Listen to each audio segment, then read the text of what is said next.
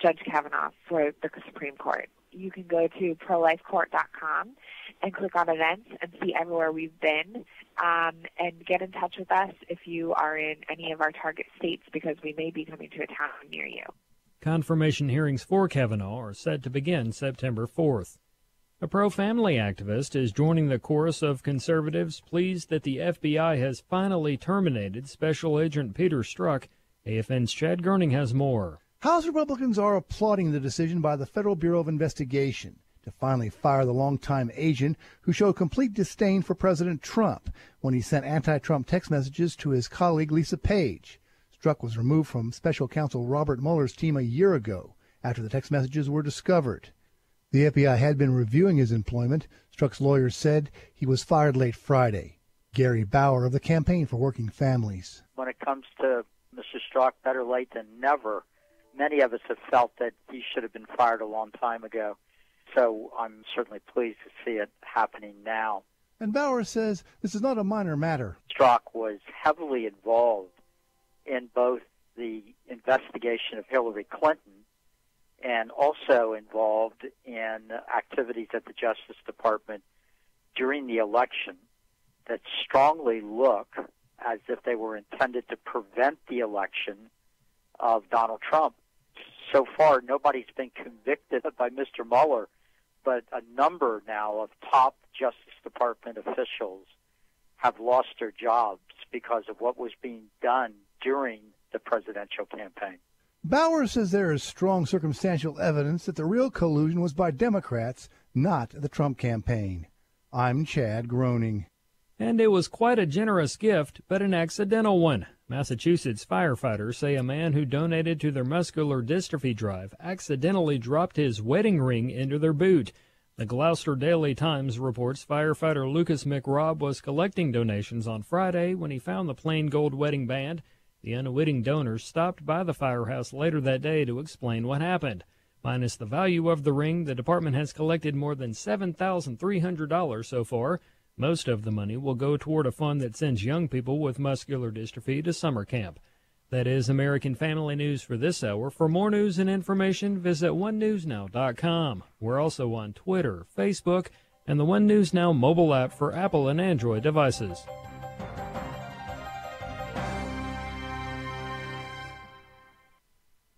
Just as David's mighty man Benaiah chased down a lion into a pit on a snowy day, Lion Chasers champions uncommon men and women of faith who are unafraid to stand up and speak truth to power in these dark and evil days. Never before has there been such a need for people of faith to draw a line in the sand with the sword of truth. Lion Chasers, the intersection of faith and public policy with Lonnie Poindexter. Weekday mornings at 10 Central on Urban Family Talk.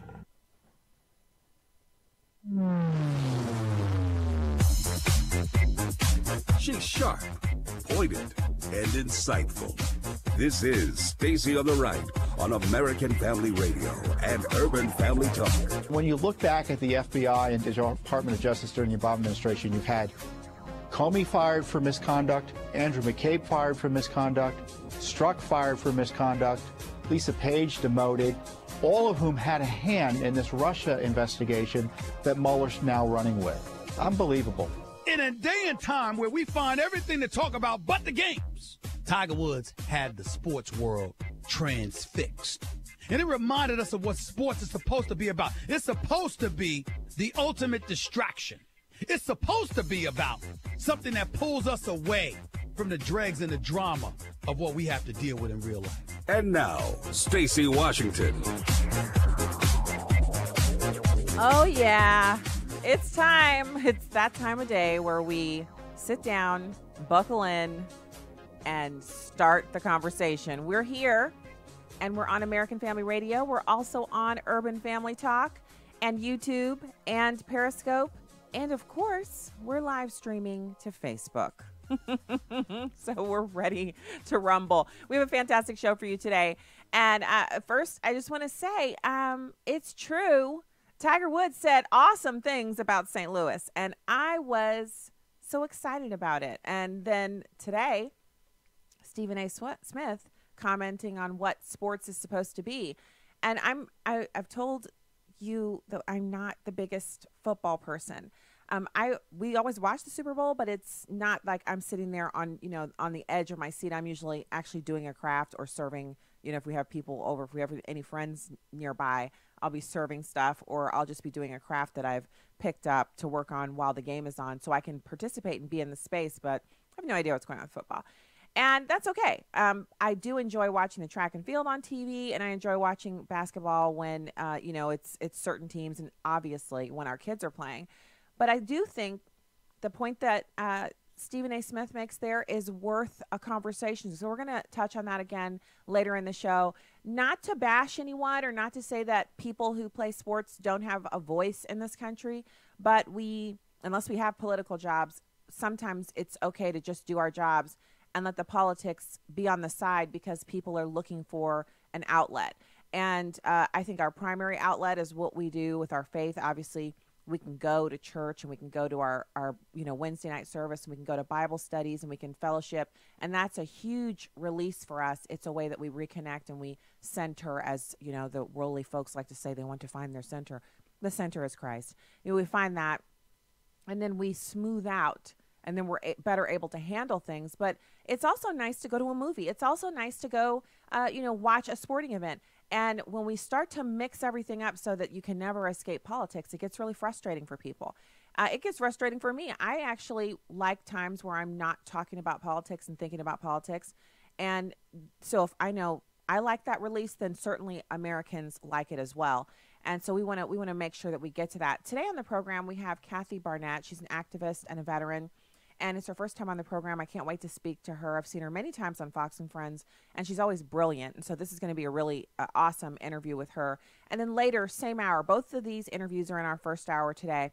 We have HUD Secretary Dr. Ben Carson. He is calling, we're going to be speaking with him about the new proposed changes to a rule by the Housing and Urban Development Agency that has to do with building affordable housing and the Obama-era attempt to force affordable housing into more affluent areas. Now, I've been in both of these situations, as my husband and I used to live in the city of St. Louis in a kind of up-and-coming area. We chose to live there so that we could have some rental property. And during that time, we had interaction with low-income housing neighbors and things like that. And then when we moved out to the suburbs, we were in an area that didn't have any low-income housing in it, or I should say very, very little. And then now we live in an area that has absolutely none. And so having experienced all three of those environments, the idea that the government can socially engineer change like this is so patently and obviously not a doable thing for the government. So there has to be something else that can be done. And I love some of the ideas that I've heard already from Dr. Carson, and I'm looking forward to speaking to him about that again. And then, of course, we're going to be talking about, if you haven't heard by now, you're going to get to hear the audio today on the show of Hillary Clinton. She said something that was so disgusting. It's not Hillary, it's Chelsea. Pardon me. Chelsea, Hillary Clinton Part 2. She said something about abortion and equating abortion to economic prosperity. It's such a warped thing for someone to say that I've got it coupled together for us here in this first segment, because it's as if someone said, it's say anything you want about Religion Day and economics and life, and just, field day time, all bets are off, just say whatever you want. And so people came out of the woodwork and were saying some crazy stuff, starting with Steyer. He's a wealthy guy. He gives a lot of money to the Democrats and Democratic causes, and he specifically, his favorite thing to do is to fund an impeachment effort, which he has added another $10 million to this Impeach Donald Trump fund. Now, it's interesting because he's wealthy, and he honestly believes that because someone was elected that he didn't like, he can use his money to unseat and undo the will of the rest of us Americans, because we don't matter because we don't have as much money as he has. I find that fascinating. It's not going to work, but it's something that he's actively pursuing. So he's at this big kind of like it's a conference. There are a lot of people there, and he's up on the stage. He loves doing these. I mean, who doesn't love, going in front of a friendly audience and talking about topics and having them, ask you questions and all of that? There's nothing wrong with it. But he's up there, and he gets asked a question about religion from a Democrat. And the group is, it's a room with a few hundred Democrats in it. and they have a mic stand up there where people can approach and ask questions. And he is asked this question about religion, which my first thought is, what do you know about it? How would you know? Are you a religious person? Do you believe that Jesus Christ is the Son of God, a part of a triune God who died on the cross, rose again on the third day, went to hell and took the keys of death, and now sits at the right hand of the Father, pleading his own blood for us 24 hours a day on the mercy seat? Do you believe that? Because him just saying he might be a Christian or something like that, that dog won't hunt. That's not going to fly with those of us who understand what being a Christian really means. And I don't mean a fundamentalist. Anyone who is listening who thinks that what I just said about Christianity is fundamentalist, you're just using words that don't mean what you think they mean. There's nothing fundamentalist about it if you mean extreme and crazy. It's just regular, plain old dyed-in-the-wool Christianity, the kind the founders practiced. So I want you to listen to him answer this question, and then we're going to talk about an example of why he's so wrong. And these examples abound. It's number one. I have a concern at what appears to be an overwhelming support by the evangelicals for Donald Trump. I would ask maybe for Democrats or anybody else who belongs to a church to address this issue, to ask their congregation to think about this a little bit more, and churches who don't go along with this administration to speak out loudly. And that is my wish. Thank you. So, Ellie, I think what you're saying is something that is actually really important in America today. And there is a deliberate attempt to mix religion and politics. And we're seeing it, and I think it's important that people be aware of it. And I think that combination explains a lot of the people who really can't see any way to reject this president. So first of all, there's nothing in the Bible that talks about Donald Trump and accepting or rejecting what he's doing. So the fact that a ton of evangelicals voted for Donald Trump is not so much a statement about him as it is a statement about who he was running against, which was the pro-abortion Hillary Clinton, who went so far in her aims to indoctrinate her own child into accepting abortion that she raised a child who would say something like, since aborting 60 million Americans in 1973, we've had $3.5 billion in positive economic impact. But don't take my word for it. Let's listen to what she said, and then we're going to connect all of this up, because I've got this story about this. He's someone who works for the federal government, and in his private time, he exercised his right to free speech by running a Christian website. Someone wants him investigated because he shouldn't be allowed to do that because he works for the federal government. But let's listen to Hillary Clinton Part 2, her daughter Chelsea. It's number 3. Whether you kind of fundamentally care about reproductive rights and access, right, because again, these are not the same thing. If you care about social justice or economic justice, agency, you have to care about this, right? It is not a disconnected fact, to Justice T-shirt of 1973, that American women entering the labor force from 1970 to 2009 added $3.5 trillion to our economy, right? Like the net new entrance of women. That is not disconnected from the fact that Roe became the law of the land in January of 1973. So I think whatever it is that people say they care about, I think you can connect to this issue. Of course, I would hope that they would care about our equal rights and dignity to make our own choices. But if that is not sufficiently persuasive, hopefully kind of some of these other arguments that you're hearing expressed so beautifully will be. Because if that is not sufficiently persuasive, then I hope that you will just go somewhere and never speak again because you're bigoted and you're ignorant and you definitely don't know science, because those women were only able to enter the workforce because they had abortions. I mean, have you ever heard anything so ludicrous? First of all, if we had 60 million more American citizens, Americans raised in this country by American parents, then that would be 60 million more people who would have been in the workforce in some way. the majority of those 60 million people with our life expectancy and healthcare system would have been functioning members of the society who would have paid taxes, and our social service net, namely Social Security, wouldn't be strained to the breaking point, about to completely go insolvent in the next less than 10 years from now. They're saying 2023, 2024, that's when the Social Security lockbox will be completely empty. I mean, it's empty now, but we're talking about it being to the point where there aren't enough workers. We're close to that now. So, of course, we're importing workers all over the place. So the ones that we're bringing in, the majority of those who are coming in illegally, they're not contributing to Social Security because they're working off book. They don't have Social Security numbers. They're not funding Social Security. I mean, do you see how this is all connected? This woman, who her name was Ellie, she stands up and she asks Steyer this question about why don't people who go to these evangelical churches who are Democrats speak up in their churches about why these people shouldn't support Donald Trump? Because of what Hillary Clinton said, and because evangelical churches are not packed to the gills with Democrats. Some Democrats attend evangelical churches, but the majority of the people who attend evangelical churches are moderate Republicans, and then just carry on over to the right, to your hardcore, Bible-thumping, gun-owning, pray to Jesus Christ, expect an answer back, believes in the Holy Spirit, prays for her neighbors, attends Bible study, memorizes scripture, those kinds of people.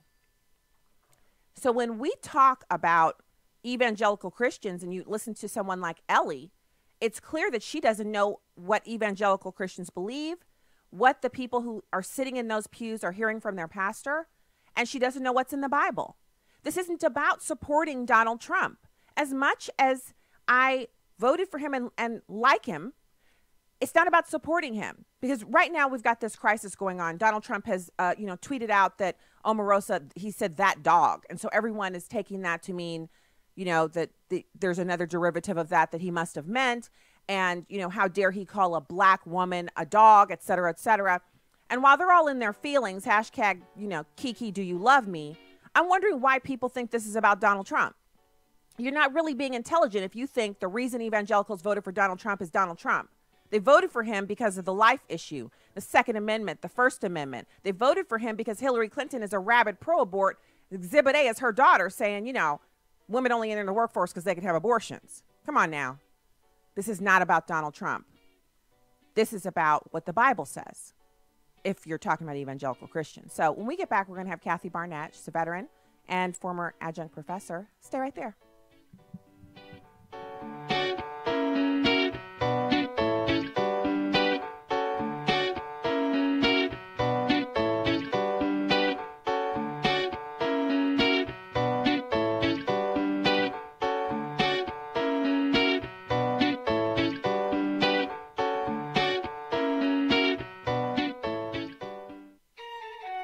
Hello, everyone. I'm Tim Wildman, president of American Family Association and American Family Radio. I'm reading through the Old Testament now, and I'm coming to places that are named that I see on our Israel tour every March. It's really fascinating to think that Jericho existed way back in the Old Testament thousands of years ago, and I can visit there today. The same can be said for Jerusalem. The Bible literally comes to life when you visit Israel, the Holy Land. Now, we're going in March. My wife Allison and I, we lead these tours every March. So if you would like to go with us, you need to go to the website and check it out. It's twholyland.com, twholyland.com. If you want a brochure sent to your mailbox, just call us at 800-FAMILIES, option 5. That's 800-FAMILIES, option 5, and we'll send you a brochure. Hi, I'm Crawford Loritz with a legacy moment. People who persevere are an endangered species. Every year, thousands are leaving the ministry. Turnover is especially high among pastors. I've talked to quite a few former pastors and other full-time Christian workers who have, in essence, said to me that it just got to a point where the hassles and the pressures just weren't worth it. Disappointment and opposition wore many of them down, and they left the ministry. Now, I'm not suggesting that we should judge or be critical of everyone who leaves the ministry. I do believe that God calls some to occupy a full-time position of ministry for a season. But I just can't help thinking that more people are becoming casualties of the pressures and pain and the hassles of ministry than there should be.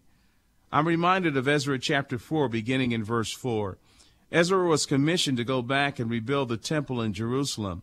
But something happened that really knocked the wind out of the sails of those who were engaged in that project, that calling. Listen to these words. Then the people of the land discouraged the people of Judah and frightened them from building. Verse 5. And hired counselors against them to frustrate the counsel all the days of Cyrus, king of Persia, even until the reign of Darius, king of Persia. They stopped them. They said, this is not worth it. Listen, the enemy seeks to discourage and will come at all of us from time to time. But God is greater than our opposition. He's almighty, and so we need to focus on his greatness and what he can do. Are you discouraged? Here's what I want you to remember and do today. Before you quit, spend time alone with God. Get some godly counsel. Make your decision in light of God's call and not in reaction to opposition. Legacy Moment is a production of Moody Radio. Welcome back to Stacy on the Right on American Family Radio and Urban Family Talk.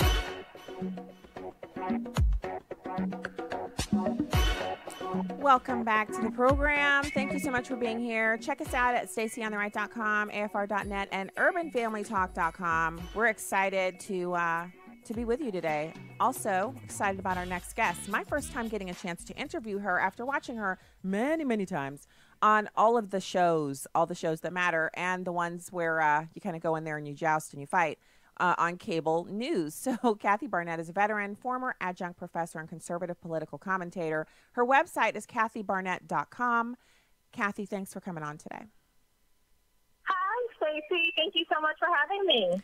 Yeah, I love your videos where you're in your vehicle and the two cutest kids ever in the back seat and you're just laying in on issues. And so that was my first exposure to you on Facebook. Since then, you've gone on to do frequent guests on Fox and Friends and other, really great media. And it's been just wonderful to see you adding to the conversation. So today, the conversation is unfortunately dominated by Omarosa and what appears to be a real penchant for lying. I wanted to get your take on, what makes her think we're going to believe this garbage? You know what?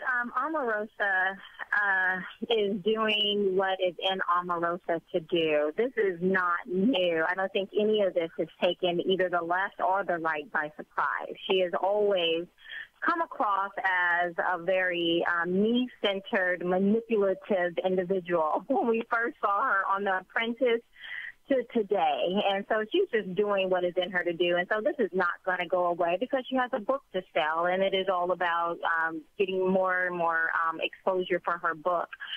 And so I don't think this is going to go away. And, and quite frankly, I could care less what she says. I know that we have some the latest rounds of tape conversations that she has had with some of the insiders on President Donald Trump's team is now out and being exposed, and it looks as though those particular tapes are incriminating people. But I'm often reminded what even April Ryan said that even her tapes had been doctored by Omarosa as well. So I think this is going to continue. I think maybe even more tapes will come out. We will see what she has to say. But ultimately, I think we have to judge Omarosa based on who we know her to be. Very me-centered. I think so. You made some excellent points there, and I just want to unpack a couple. First of all, April Ryan is not one that I would say, oh well, there's an expert on things, but it's kind of like she's on the other side, right? She's on the opposition from where you and I sit politically. But it's interesting that in her statements, she's not really commenting on the politics of it. She's just saying, this is not accurate. What she's saying, I said, that's not accurate, which impugns the character of Omarosa a little bit more pointedly because Omarosa appears to be exposing herself as a total plant in the White House. I thought when I first heard the story, Kathy, I thought, oh, you know, she knew she was possibly on the chopping block. She took something in to record it because she thought that, you know, General Kelly was going to maybe lay into her, say something inappropriate. When I heard she taped the firing. And so I was like, well, it was wrong. It was in the Situation Room. It's a total, you know, breach of not only protocol, but the secure aspect of that. It's like a separate silo that's never supposed to have any recording devices in it. And she just strolled in with a phone, you know, so there's that issue. But then you go on, and every day she's like dripping a few more tapes, and the tapes go further and further back. They're in the campaign. So that means this is who she is. Yeah. This is who she is. She's manipulative from the beginning of it all. And it's rough. And isn't that like the worst kind of person? Can you think of someone who would be worse than that? Who would engender themselves into your confidence, and all the while the whole time you, editing potentially if April Ryan is correct, and several other people have come out saying that her comments that she has made about them in her book is false, that those situations never occurred, that they never had those conversations with her, and in fact that she never even called them to confirm it.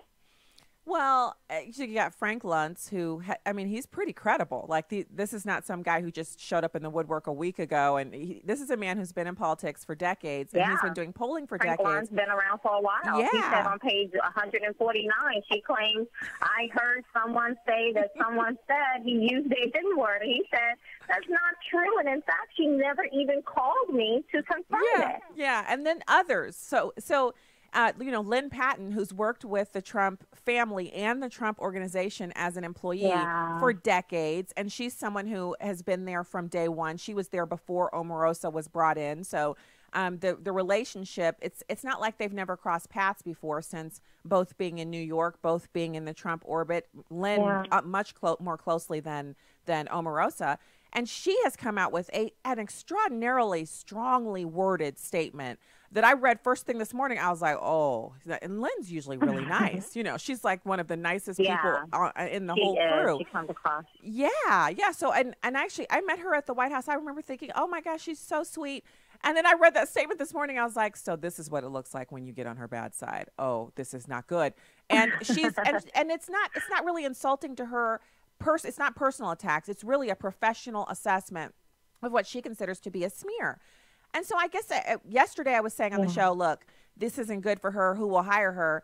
But I see now the strategy is she's basically saying to everyone who thought she was a Trump supporter, that was something I did because it was convenient for me. It was my job. And now that it's not my job anymore, I'm going to tell you the truth about who these people were.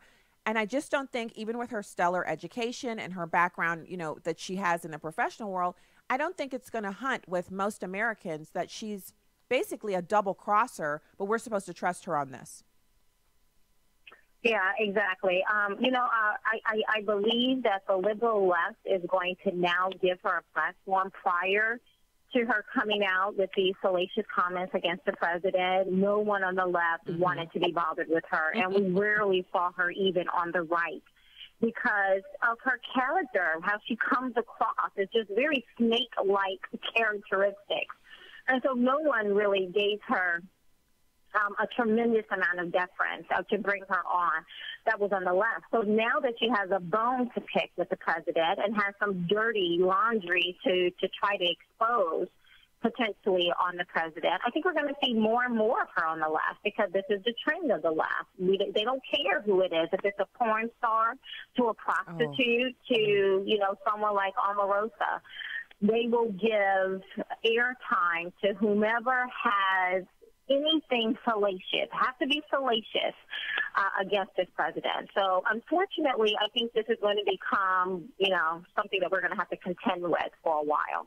Well, I think, you know, it's when certain things come out, I hadn't actually intended on discussing it again, but, you know, there are more tapes. And as I was kind of thinking through it this morning, and I knew you would be joining in today, it occurred to me that, and it's not just Lynn Patton, by the way, Alveda King has also issued a statement, and they met on numerous occasions, which I'll stick my finger in the air. I've met Alveda King many, many times. We've been to conferences, where, you know, and I've sat with her.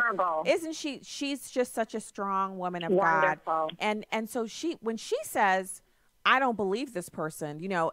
It's a real statement that you kind of can't discount Alveda King coming out and saying this woman is not telling the truth, and here's how we interacted. And her statement is just as strongly worded as Lynn Patton's, and that came out this morning.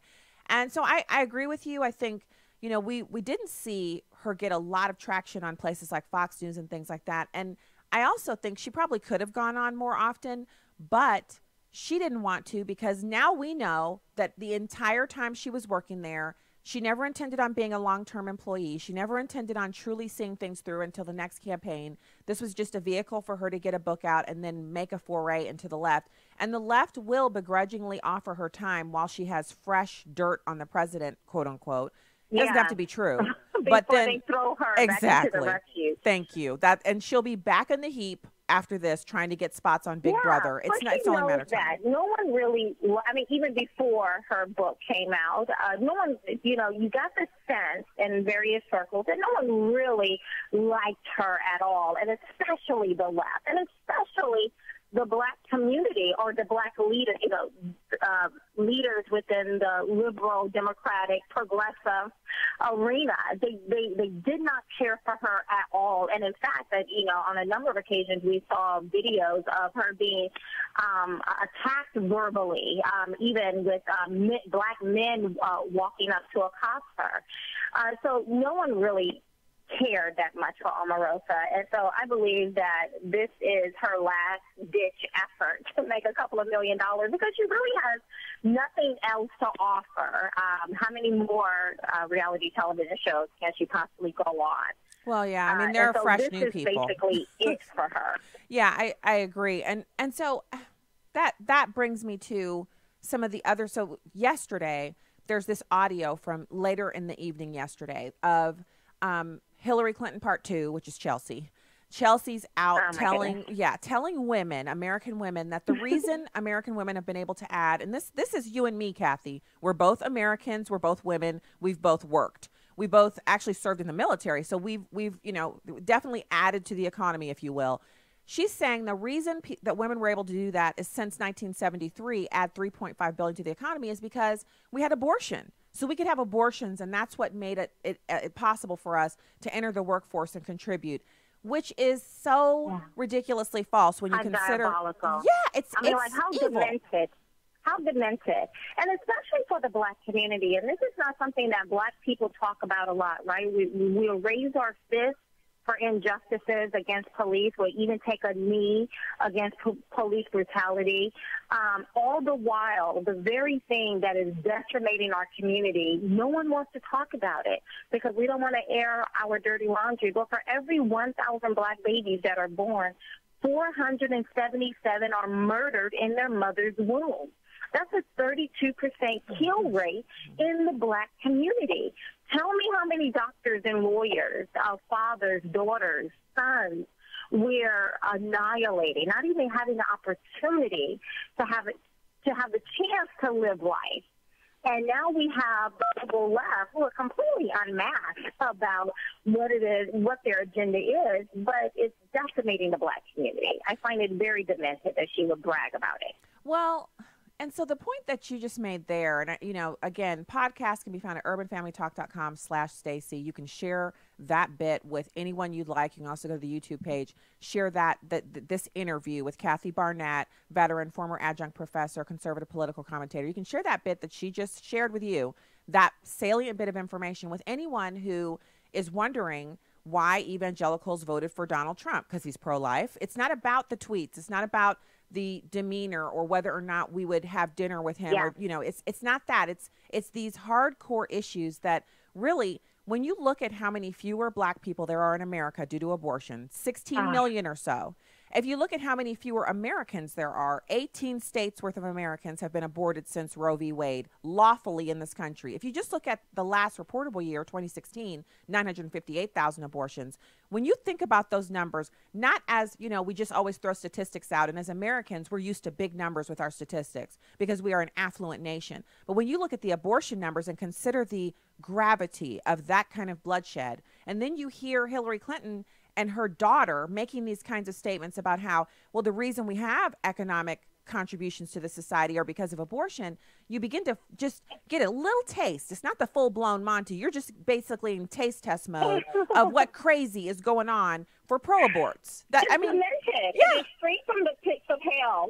It's the only way that to say these things out loud, like certain things, I grew up in the very deep South. So there were certain things you may be thinking, but you never dared say them out loud. And today we have a culture where some of the most backward, twisted thinking, people are very emboldened to just say these things right out in open air and then dare you to judge it or to comment on it or to say, excuse me, I disagree with that. Yeah. And that's the culture in which we find ourselves in. Well, we find ourselves there, but I honestly believe that as many of us as are saying, excuse me, bless you, but that's just not true. There are many others out there. Yeah, they believe that it's not true, but they're not saying anything because there's so much ostracization on the left for people like yourself and myself, where, when it wasn't always readily apparent that I was conservative. And before that, I had friends of every political stripe, every background, and they didn't know my politics, and we didn't discuss politics because we had kids and soccer games and things to go do. But when it became evident that I was conservative, other conservatives were like, "Oh, that's cool. I didn't know that about you." And liberals were kind of like, "Oh no, that's untouchable. We can't be going to dinner. We can't be doing this and that because you're not honoring your ancestors." I had someone tell me that. I'm like, well, who were they? Thank you so much for saying that. Especially as a black person, why is it that only within the black community we all must think in a monochromatic fashion? Only black people are not allowed to have differing opinions. We all have to think alike. We all have to look alike. We all have to dress alike. We all have to live in the same kind of zip code. And the moment one of us dare to say, I'm different, I think differently, all of a sudden, you're an outcast. You're a disgrace to your black heritage. And black people tend to see it as, they take it as a personal insult if you say, I don't agree with the Democratic platform. Yes. I don't agree with same-sex marriage. I don't agree with pedophilia even or transgenderism. I don't agree with with abortion on demand. I don't agree with these things. And so therefore I'm not going to vote Democrat. They take it as a personal insult. They do. And you know what, Kathy? It's such a personal insult that they will be friends with your friends who are conservatives that are white, but they'll look down their nose at you. In other words, white people can be Republicans, but black people cannot. And they enforce that. Unbelievable. So you have been fantastic. Thank you so much for coming on today. I want to speak to you again soon. More issues, more fantasticness from Kathy Barnette, veteran, former adjunct professor and conservative political commentator. Talk to you soon. Bye. All right. Thank you so much. We'll be back with Dr. Ben Carson, HUD Secretary, right after this. Stay there.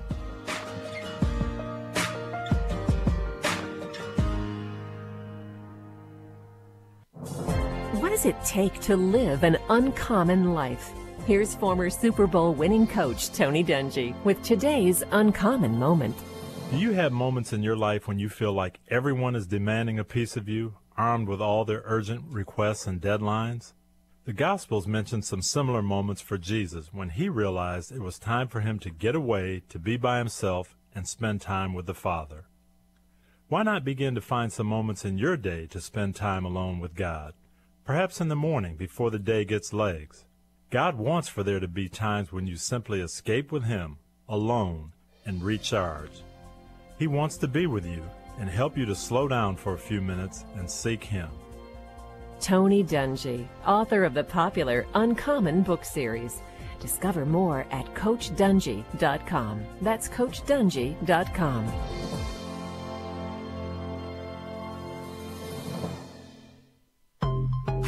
This is Just a Minute with Stacey Washington.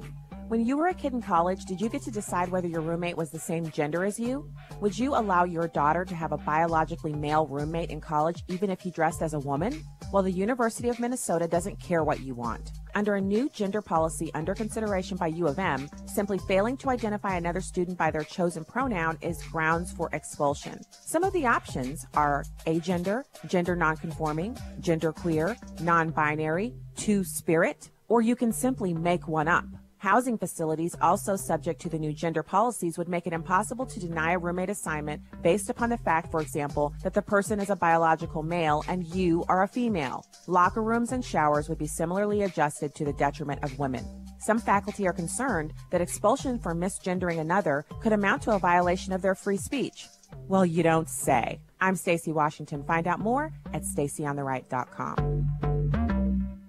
Donald Trump's America. As the Turkish lira continues its collapse, the Turkish President Erdogan is in part pointing the finger at the United States. Erdogan saying the recent U.S. actions are a stab in the back against his country. On Friday, President Trump announced that he would begin the process to raise steel and aluminum tariffs against Turkey. Steel tariffs set to now be at 50% against that country. The head of the President's Council of Economic Advisors, Kevin Hassett, saying Monday morning that tariffs are not the culprit of what's happening within Turkey's borders. As we've looked around the world, when countries have kind of lost the rule of law, moved away from democracy, then capital tends to want to get out of that country, and that can lead to a currency crisis like we're seeing. As tensions escalate, the U.S. government is still trying to secure the release of the American pastor Andrew Brunson, who's been detained in Turkey since 2016 for terrorism charges. Hassett reiterating the administration's stance that the tariff increase is separate from the diplomatic talks. At the White House, Blake Berman, Fox News. Welcome back to Stacey on the Right on American Family Radio and Urban Family Talk.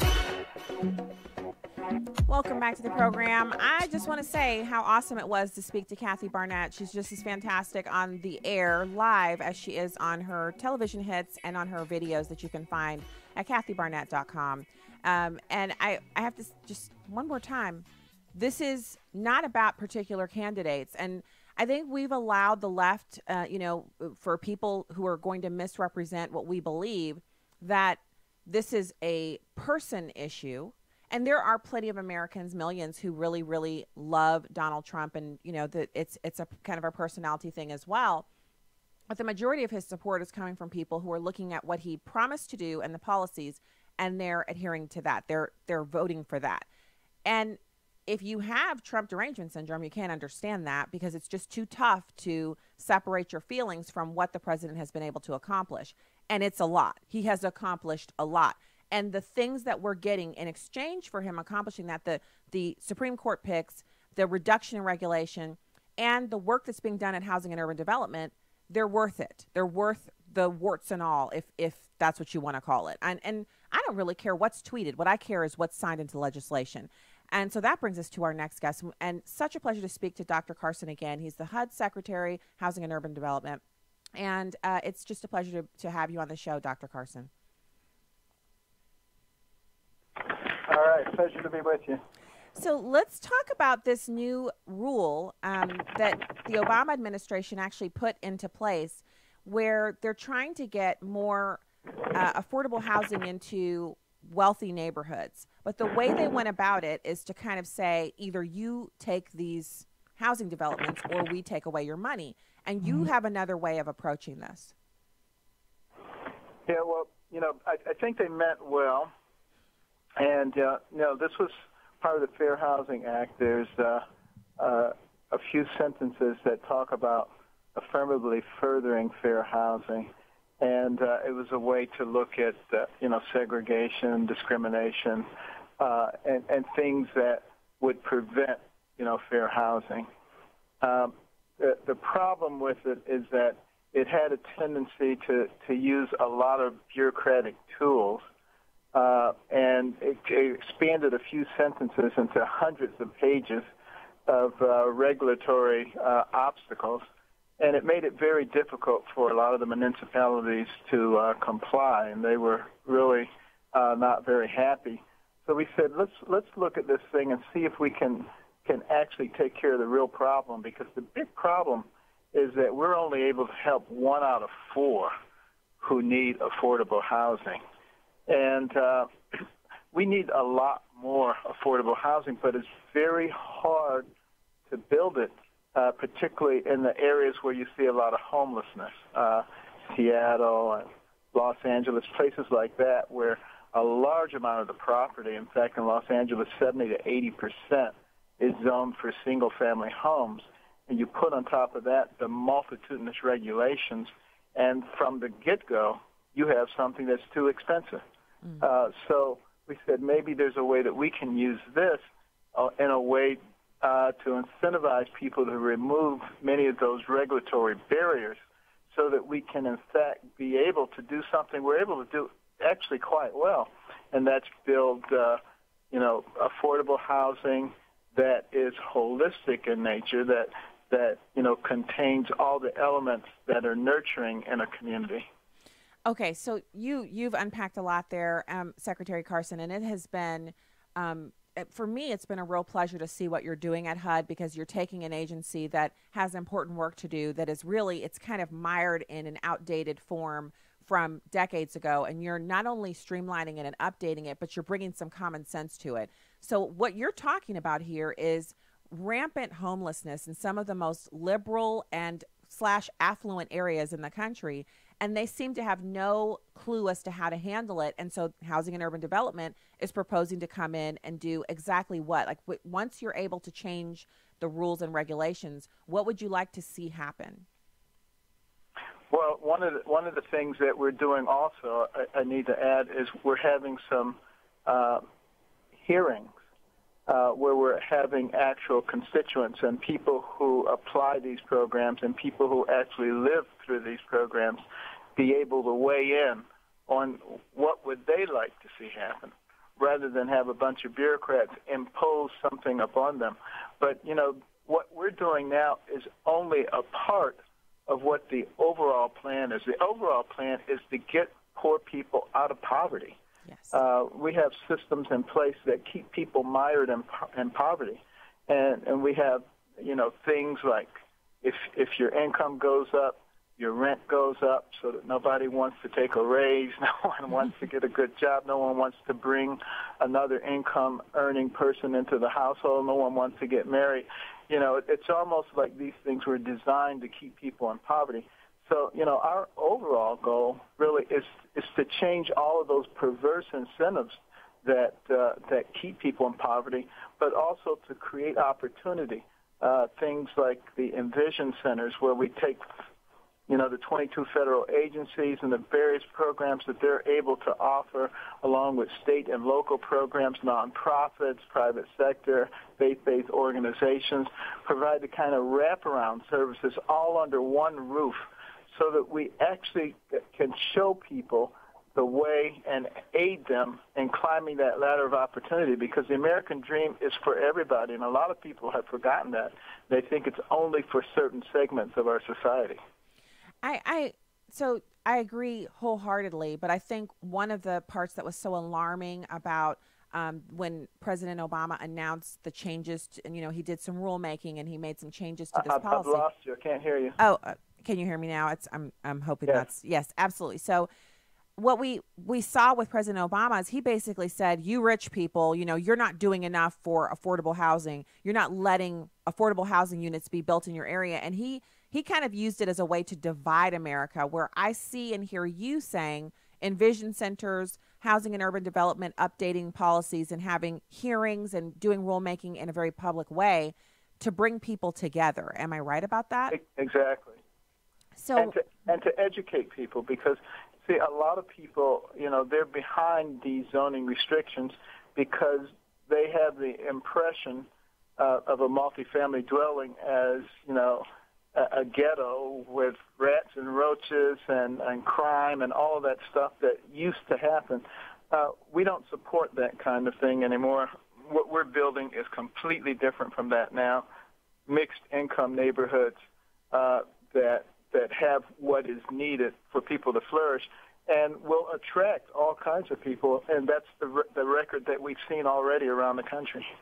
And what you're talking about, Secretary Carson, is something that's already happening in areas where the development is driven by, a developer decides this area of the city would be great for mixed income housing, and it would be storefronts with apartments on top, some single families, some townhomes, but it's all centered around the idea that it's a walkable neighborhood with a supermarket or some kind of storefront grocery. There's gas stations nearby, and it's in an area that's close into the city center, so it attracts young people who are working in the city who may not have a big family yet. And you're saying these kinds of developments can also be partially be populated by people who are low income as well as everyone else, because in the natural setting, when they occur organically, the low income people are already there. So it's already happening. You just want to make it more accessible.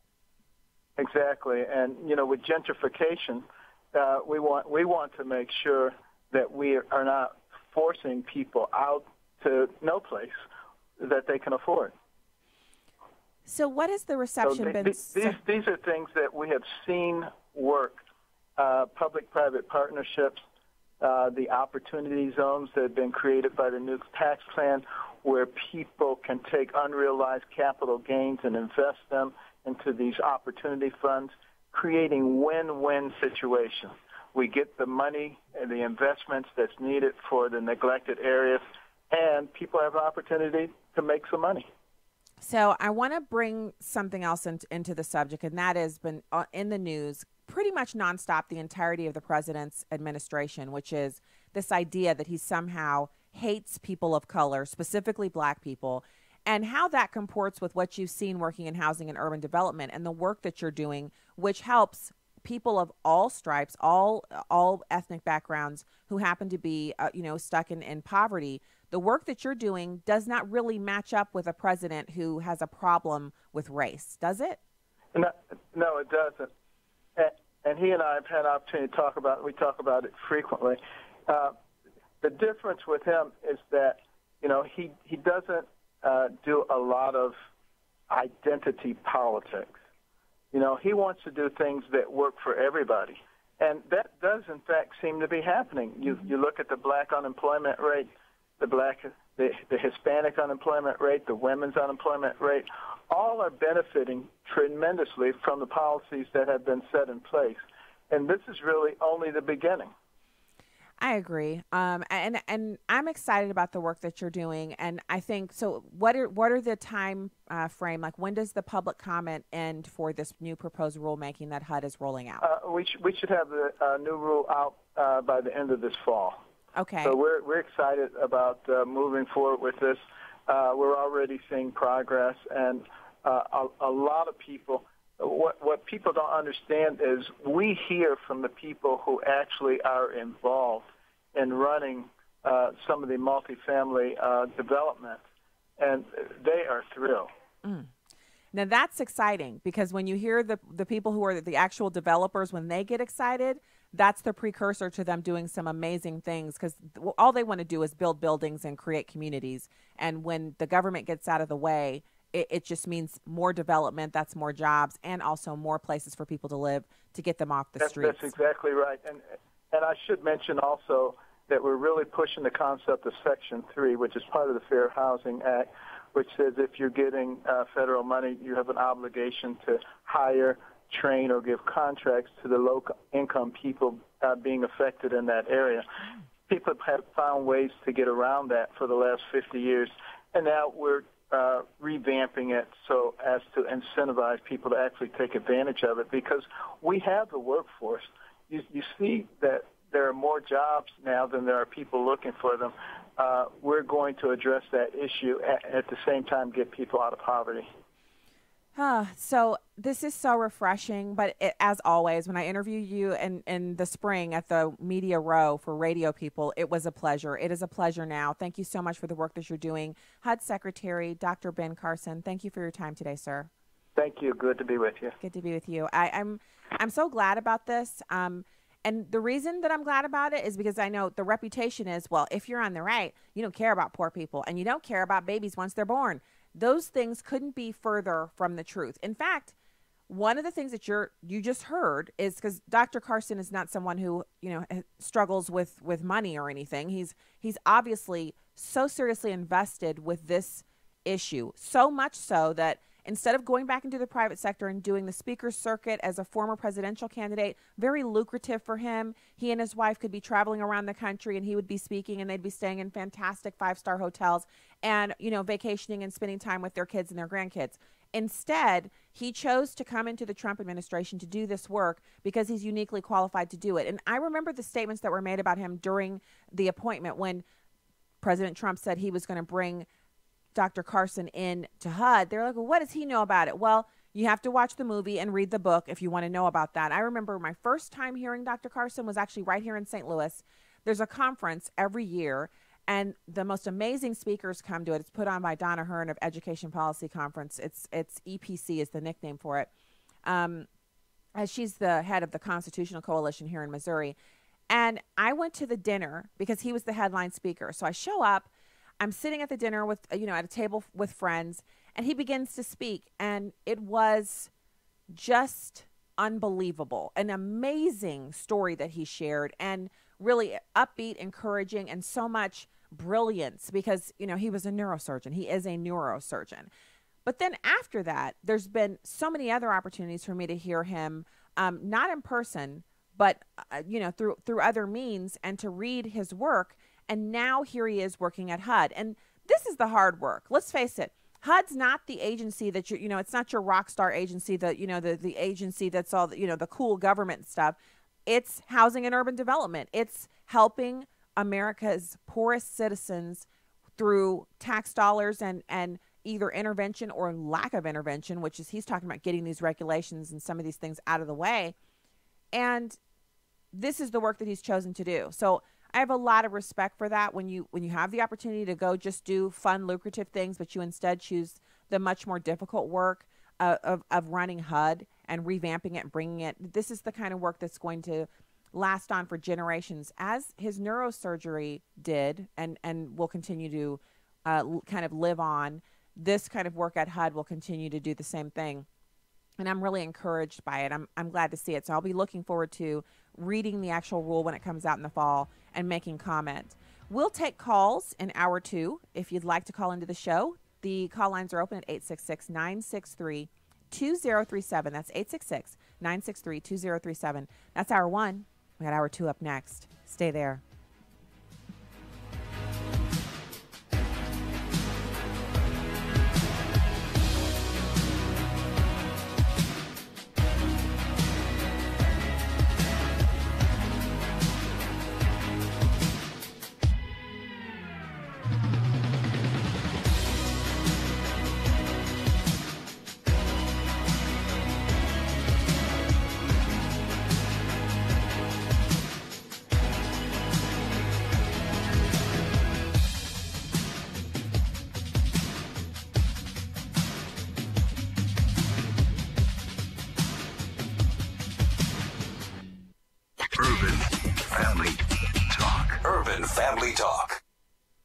I'm Miki Addison of Urban Family Talk, a division of American Family Radio. We're calling on Christians to push back against the enemy's attack on families. To that end, I'd like to invite you to our Marriage, Family, and Life Conference. We'll have a full slate of experts to help encourage and equip the body of Christ to fight for the restoration of the family. You can learn more and register at urbanfamilytalk.com. Truth, wisdom, empowerment. Urban Family Talk, a ministry of the American Family Association. For American Family News on the Hour, I'm Chris Woodward. At least 22 people are dead, 16 injured after a highway bridge collapsed in Genoa, Italy. The Prime Minister calls it an immense tragedy and is praising the hundreds of rescue workers still at the site, saying they saved people who fell nearly 150 feet. More now from Fox's Simon Owen. The road in Genoa was a 4-lane highway standing nearly 300 feet in the air. A 250-foot-long stretch gave way in a storm. It is a very important connection. So it's always busy, always doing day and night. Frank Abdiu lives nearby. He says he heard a roar and that he started trembling when he realized what had happened. British counter-terrorism police are conducting 3 searches in central England as part of an investigation after a car slammed into barriers outside Houses of Parliament today. Police say the driver, a 29-year-old UK national, was arrested on suspicion of preparing a terrorist attack. President Trump's former campaign chairman will not testify at his tax evasion and bank fraud trial. Instead, the defense has rested. Fox's Jared Halpern has more. Paul Manafort's defense team will not call any witnesses. Asked by the judge if he would testify, Manafort responded, "No, sir." Prosecutors rested their case yesterday after spending about 2 weeks hearing from witnesses describing offshore accounts and other financial maneuvers the government says were designed to hide millions of dollars of income from the IRS. Manafort is also accused of bank fraud. A defense motion to dismiss charges was denied by the judge. Closing arguments are now set for Wednesday. In Washington, Jared Halpern, Fox News. It's primary day in key Midwestern states, and as Fox's Rachel Sutherland reports, Democrats are hoping for a blue wave. In Wisconsin, 8 Democrats are on the ballot for a chance to take on Republican Governor Scott Walker. He's been out on a bus tour rallying his base. Need the vote of yourself, of your family, of your friends, of your coworkers, of your neighbors, of anybody else you can tell it to. Also in Wisconsin, Democrats are running for the seat of outgoing House Speaker Paul Ryan. On the Republican side, Brian Steele has Ryan's endorsement. There are contests for both Senate seats in Minnesota, including that of Democrat Al Franken, who resigned. An immigration enforcement advocate is calling on Joe Arpaio to consider another path to the U.S. Senate. AFN's Chad Gerning has that story. August 28th is drawing closer. That is the day Arizona Republicans vote in the all-important U.S. Senate primary to pick their nominee to fill the seat being vacated by Jeff Flake.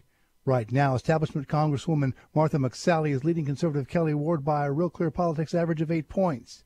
But that is in large part due to the continued presence of Arpaio, who is splitting the conservative vote with Ward, who was a recent guest on American Family Radio. If you look at his entire campaign, there has not been one negative thing said about Martha McSally. The entire campaign is set to drive a wedge between me and conservative voters, to tell lies about me and about my family, and basically to make it much easier for Martha McSally to take this seat. William Geen, who is president of Americans for Legal Immigration PAC, says Arpaio should wait for John McCain's seat to come open. It's not looking like he's going to be able to continue his job in D.C. The best thing that could happen would be for Joe Arpaio to endorse Kelly Ward and come out of this race so that we defeat Rhino Martha McSally, and then Kelly Ward would then swing in behind Joe Arpaio and support him for the other Senate seat. That would be perfect. But Geen says, unfortunately, that's not happening. We have a train wreck with Arpaio still in this race. I'm Chad Groening. And it's one of the lamest excuses for a student failing to turn in an assignment. The dog ate my homework. But some students in Alabama are finding their school district has come up with what sounds like a lame excuse for their being left back. The school system can't seem to find their grades. The superintendent says the students had been promoted on to 9th grade at Bessemer City High near Birmingham after completing a program that helped them catch up for past failures. But the superintendent now says they can't move on because the school has no record of them having completed the 8th grade work.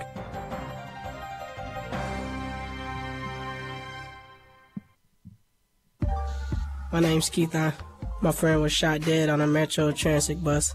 And if I wasn't here at Teen Challenge, that could have been me. But thanks to them, I'm off the streets and I'm drug-free. If you know an adult or teenager who's struggling with a chemical addiction, Teen Challenge can help. Call us today at 417-581-2181 or reach us online at teenchallengeusa.com. This is Urban Family Talk.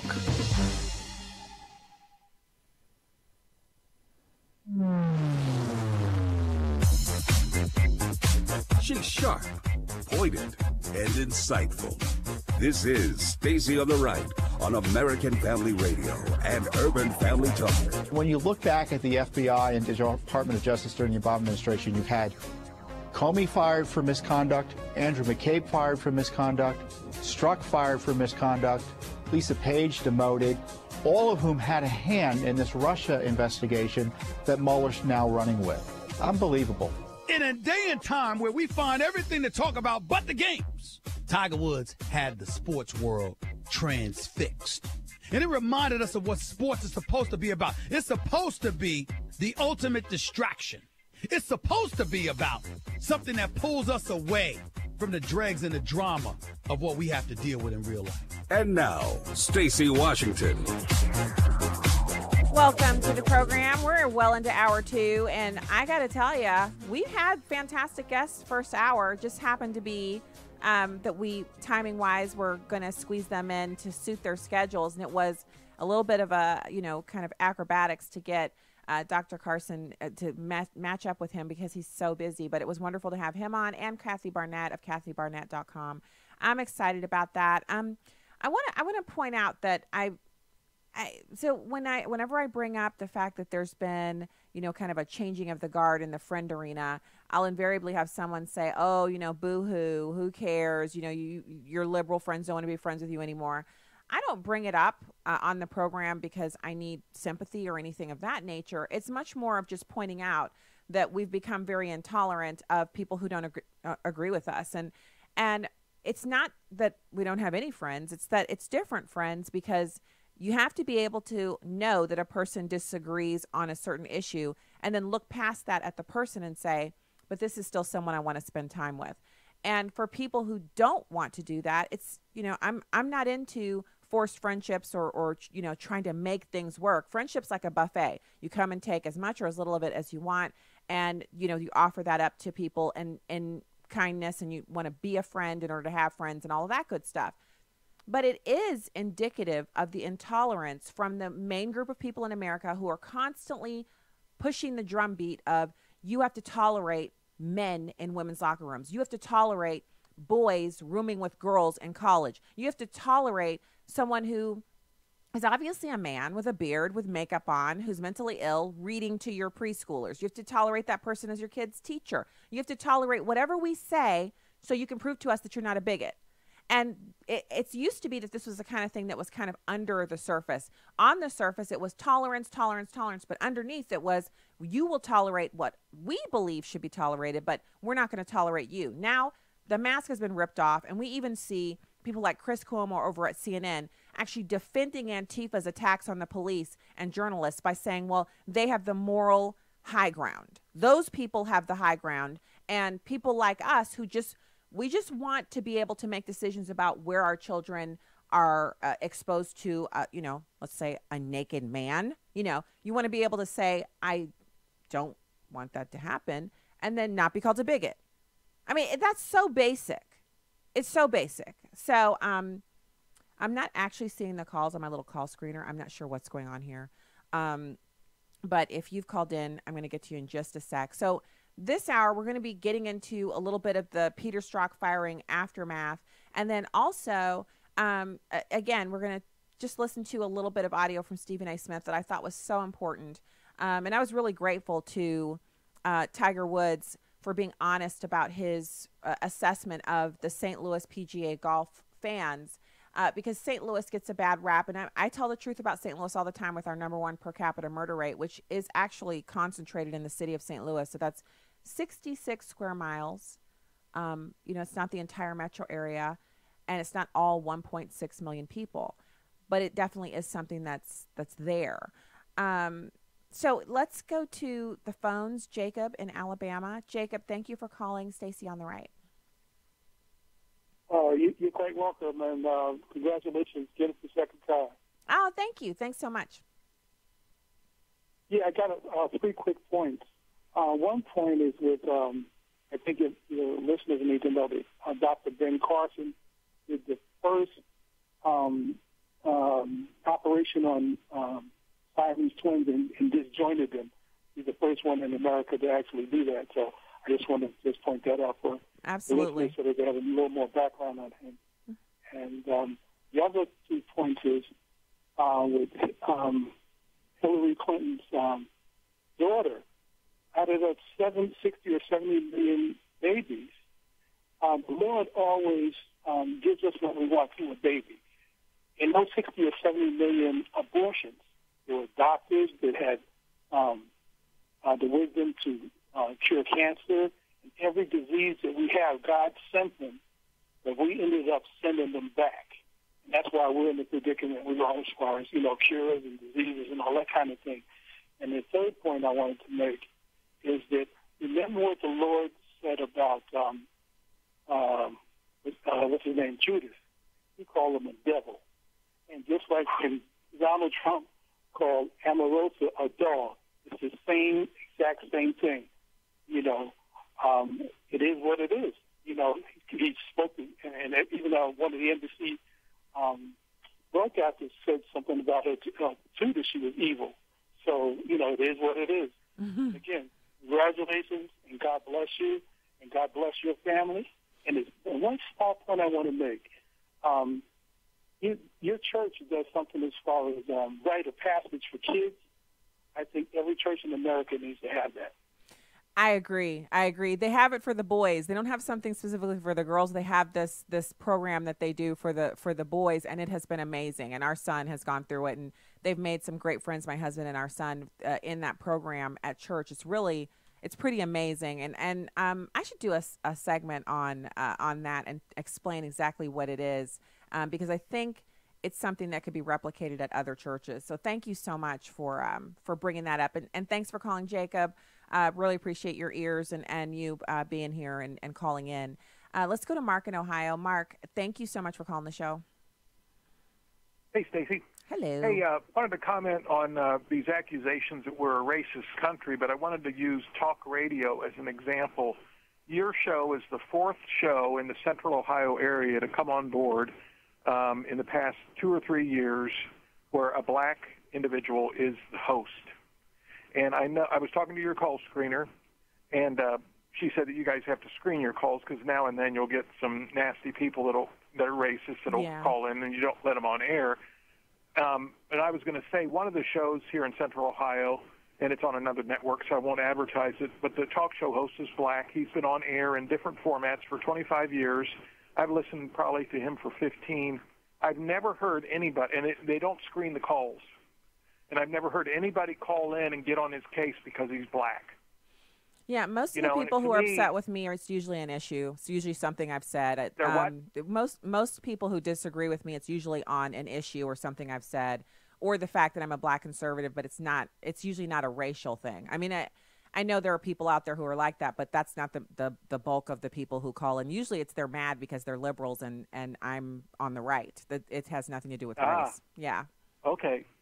So it's not primarily people that are racist then? No, not that I know of. Okay. Yeah, and see, that's what I've noticed, and I've wanted to call up some of these other talk show hosts in Central Ohio. It's like, this whole lie that we're a racist country, it's like the proof is in the pudding, and there isn't much pudding. We have got, unfortunately, the best race baiters on the planet with our news media. Yeah. There's a difference between race baiters and racists. It's true. And then I wanted to just make one other comment, and maybe some theologians might disagree with me on this. There's people that say Christianity is a racist religion because of, slavery. It didn't say anything about slavery. And people have, gone into the word meaning of slave and all that, and indentured servitude and bond servants and all that. But one thing people forget is in the Song of Solomon, Solomon, who was Jewish, was in love with a black woman. That was a biracial relationship. People just gloss over that. They never talk about it. And I think it's true. Yeah. I mean, there's the one line, I'm kind of paraphrasing, but she basically says, I'm black but beautiful. Mm-hmm. Yeah. Yeah, it's pretty amazing. That wasn't metaphorical. Yeah, no, it was literal. But you for people who actually read the Bible and then take their little, our big hefty concordances out and try to understand it by going a little deeper, this is stuff we know. But I think it's much simpler than that. And what I like to say for the discussion on race, because I do happen to be a black person and I have experienced racism, racial slurs in person, and it is disconcerting. But it is also no different from when someone has, cut me off in traffic, or someone has, there have been so many other incidences where someone has been rude or mean that have been just as bad. And so it's not a race issue that we have in America. It's a sin issue. And it's not an issue that is only one group of people. All Americans, we're all sinners, just like every other human on this planet. And when we only focus on race, we're actually doing harm to ourselves, because there are other sins we're engaging in that we need to pay attention to too, because God's not only going to be holding us accountable for sins that are associated with ethnic background. He's going to hold us accountable for all of our sins because Jesus died for all of our sins. So you're right. We got these professionals. I find it amazing that we spend so much time talking about it when there are so many other things that are super issues for us as a country and then on the local level, and they rarely get discussed because we have to talk about race. We have to talk about it. Let me see if we have any more callers before we go on to, okay, so what I'd like to do now is I want to go to this audio of Jim Jordan putting Peter Strzok's firing in a very interesting perspective. And there's a reason why Jim Jordan took the time to make this point, and I want to draw from that. We don't have a crystal ball. We don't even believe in that stuff. Not only can we not tell the future, we're not supposed to, but we can make assessments based on what we see around us and what's happening. And the lack of charges or indictments from the Mueller investigation, it doesn't mean it can't happen, but we're getting awfully close to that cutoff point at which he would not be doing anything actively in the investigation because he doesn't want to impact the midterms.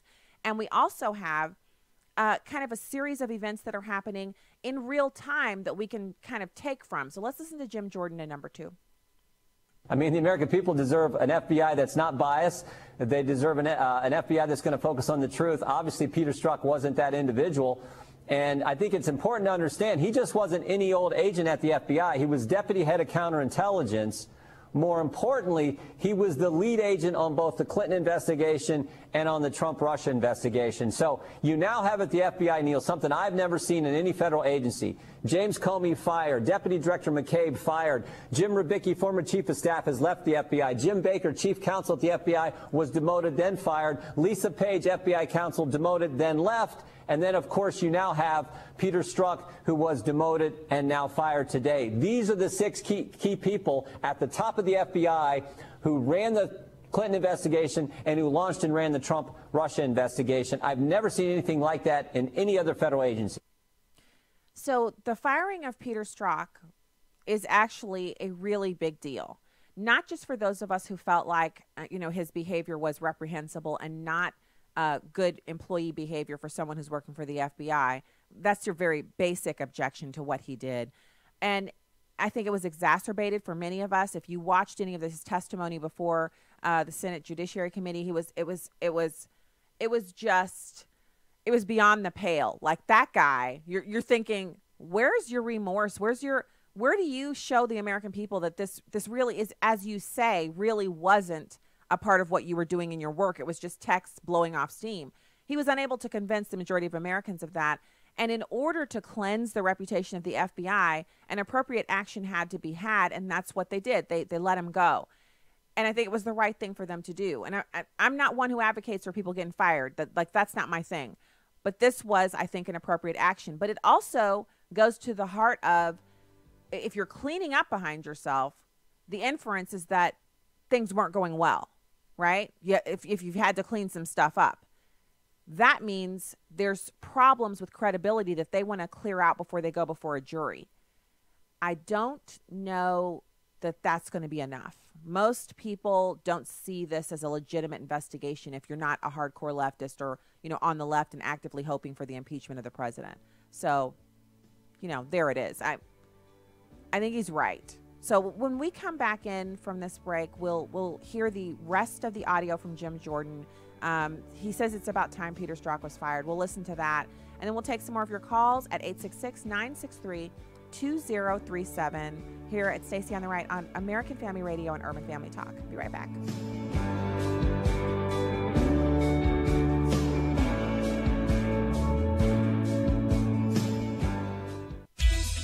When our health insurance renewal notice arrived last fall, my wife and I made the decision to drop our plan. With the monthly premiums and deductible, we'd have to pay $30,000 just to use it. So we did our homework and switched to MediShare. The cost savings are incredible, over $500 a month, and we don't have to pay for services we don't need or don't agree with. Then, out of the blue, she had to have emergency surgery. Scary stuff. $150,000 in hospital bills, and MediShare members took care of everything. All we paid was our small portion. I'm a doctor who's been in healthcare for 20 years, and this is one of the most impressive programs I've ever seen. Thank God she's fully recovered. And now we're telling everyone about Medishare. Call 855-PSALM-23 to find out how much you can save on your health care. Medishare. Call 855-PSALM-23. That's 855-PSALM-23. This is Viewpoints with Kirby Anderson. We're in the midst of a battle over socialism. This isn't an academic debate about socialism. It isn't even a discussion about the impact of socialism on Venezuela. The battle over socialism is taking place in the midterm campaigns led in part by self-proclaimed socialists like Bernie Sanders and Alexandria Ocasio-Cortez. Two of the key talking points have been free college tuition and Medicare for all. These are not just fringe topics only discussed by a few radical leftists, but are becoming mainstream in the Democratic Party. Now, let me hasten to add that not all Democrats embrace these ideas, but most of the Democrats who will be running as presidential candidates in less than 2 years do propose such ideas. Voters need to be asking these candidates some important questions. Do we really want more government involvement in health care?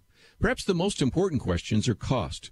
One recent study found that Medicare for All would increase federal spending by more than $32 trillion during the first 10 years. By the way, total federal spending during that same period is projected to be about $56 trillion. So a good question for these candidates might be, how can we afford an additional $32 trillion? Rarely are such questions asked, but when they are asked of candidates, you get suggestions like raising the corporate income tax, cutting defense spending, and implementing a carbon tax. Then another question comes to mind. Won't that completely destroy our growing economy and crush manufacturing and other industries? This election and the next will be awash in socialist slogans about free tuition and free health care. Responsible voters need to ask these candidates some important questions. I'm Kirby Anderson, and that's my point of view.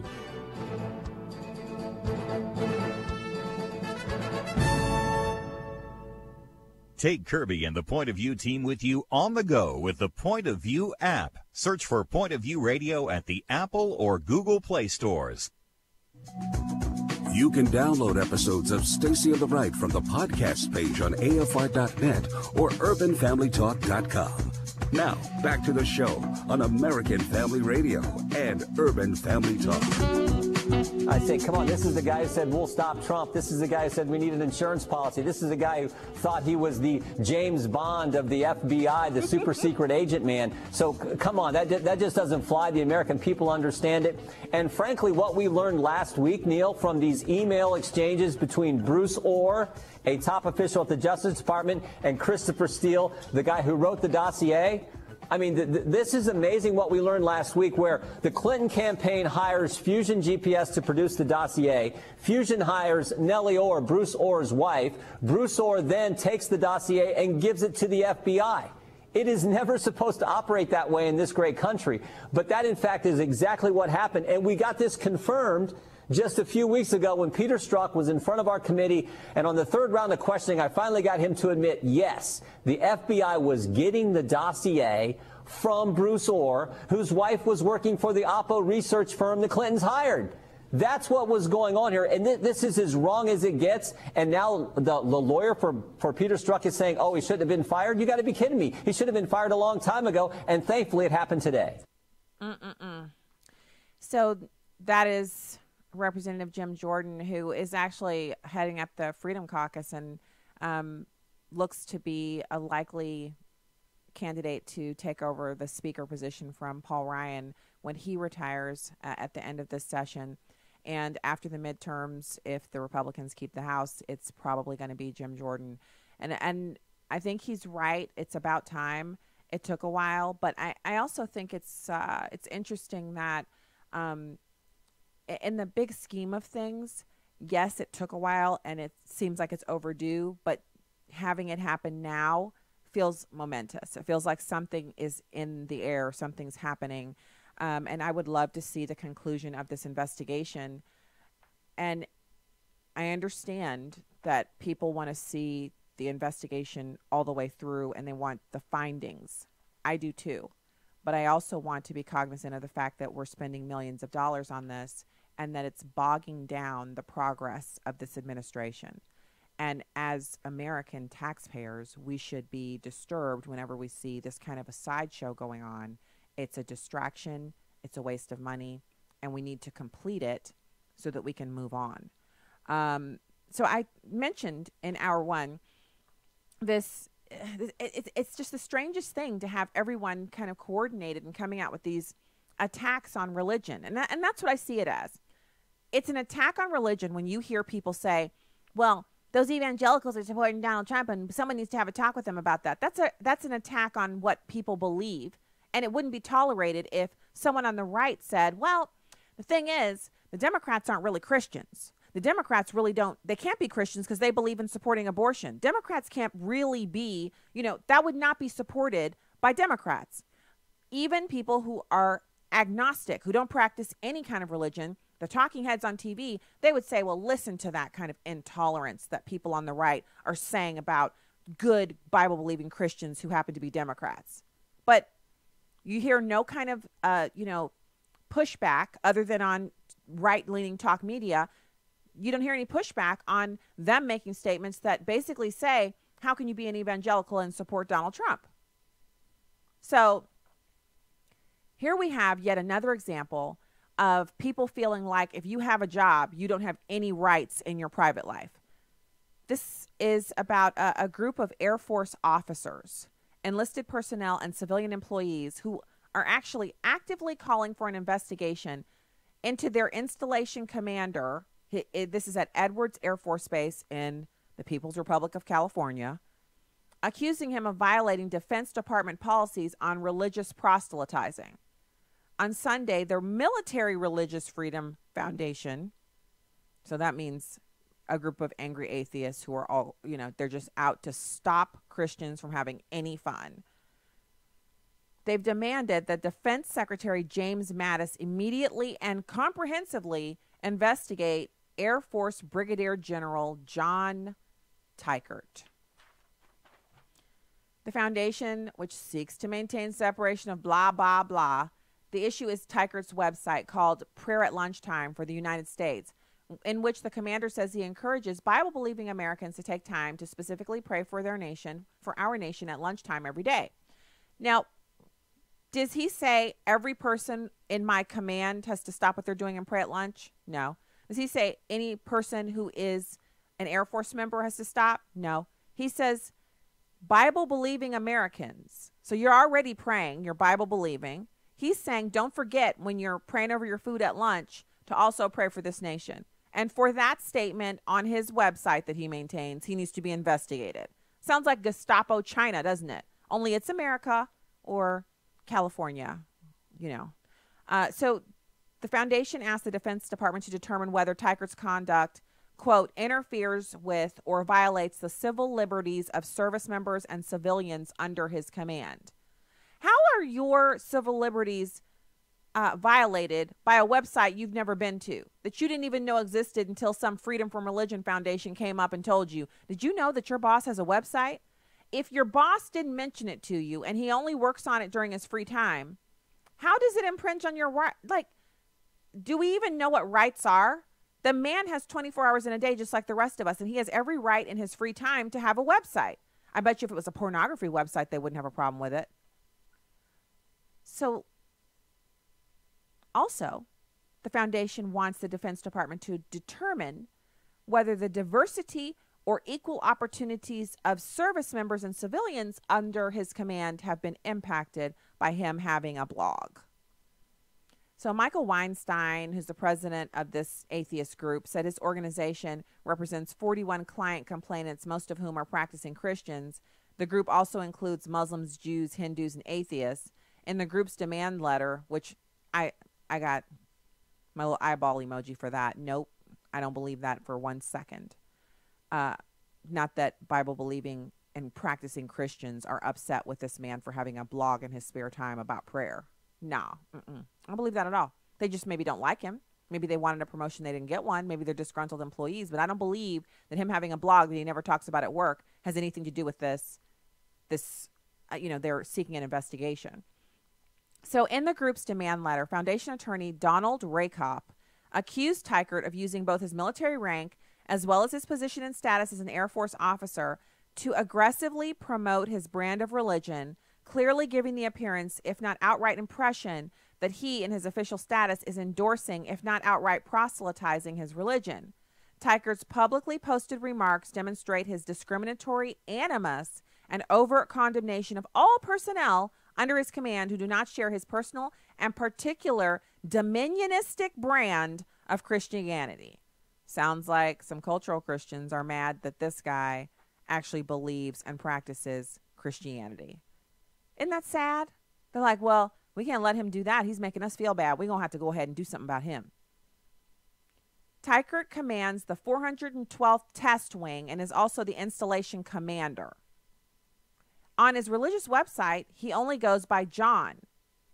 And he writes that he's an active duty brigadier general who has served in the Air Force since 1994.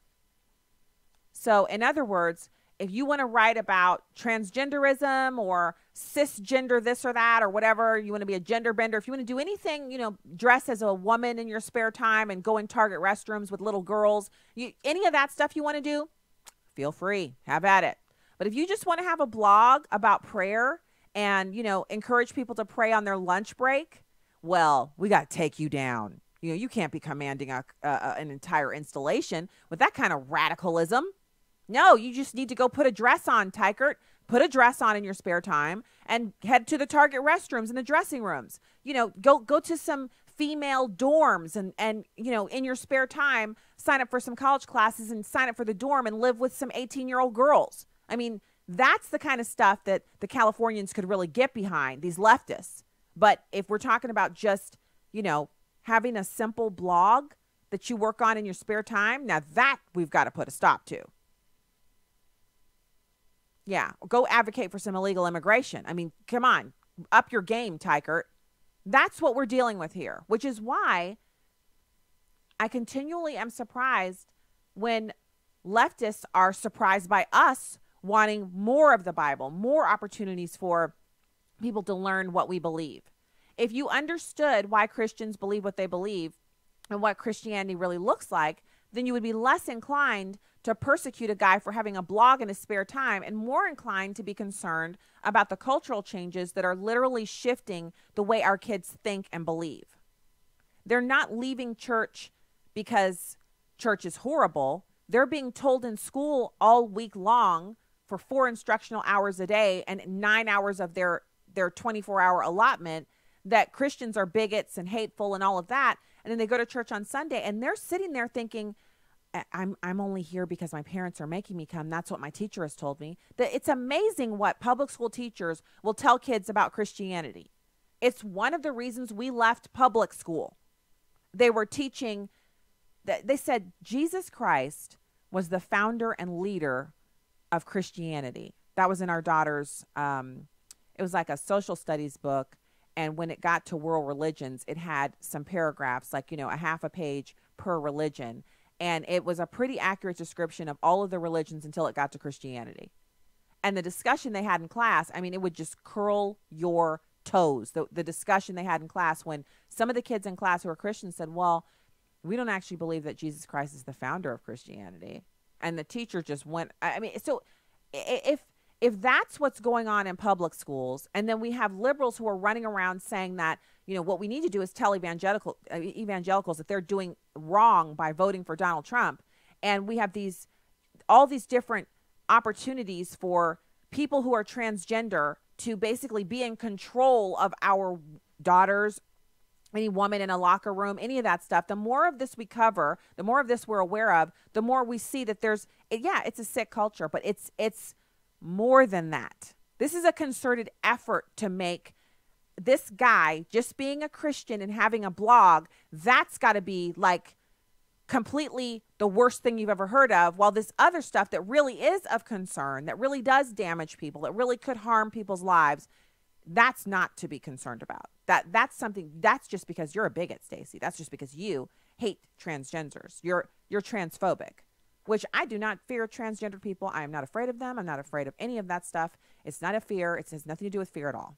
Not afraid of anything. This has nothing to do with a phobia of any kind. It has to do with not wanting to be in the bathroom with a biological male. That's all it has to do with. It has to do with not wanting to be in a locker room or a changing room in a public facility or a private facility that I'm paying to be a member of with a biological male or my daughters. It's not wanting to have to make a choice for a child who's attending a public university or a private one, that when they show up for move-in day, there's a biological male standing there and he's her roommate, your daughter, and you have no choice. If you say, no, I don't want this, your child is expelled. Which, what they're not explaining is, for all us parents who know what this process is, it's not like you just walk up to the college and say, I'd like to come, and you put down $100 deposit, write a little check out and you're in. Applying to college takes a lot of time, a lot of forms you have to do, and it takes months to get ready to go to a college. So you show up on the first day and your roommate's a man and you got a problem with that and they expel you. Now you've missed a whole semester. Where are you going to go? And it's your fault because you're obviously the bigot who doesn't want to live with a man because he's identified himself as a woman. He's gender bending. He's queer. Get with the program. But we can't tolerate a blog. And all the guy is saying is, it'd be great to pray for our nation over lunch. Wow. If that's what goes for offensive, then buckle up, folks. Buckle up. So we have to be people who understand that that's not okay. So turning to a lighter topic. When we get back from this break, we're going to be listening to a little bit of audio from Stephen A. Smith talking about what sports mean to us. And I think it's important, clearly not everyone spends as much time enjoying sports and everyone has different sports that they enjoy, but there's a point to why people engage in watching sports and having fun with sports, et cetera, et cetera. And so we'll be talking about that. And also the terror attacks in London. Really sad to see that going on.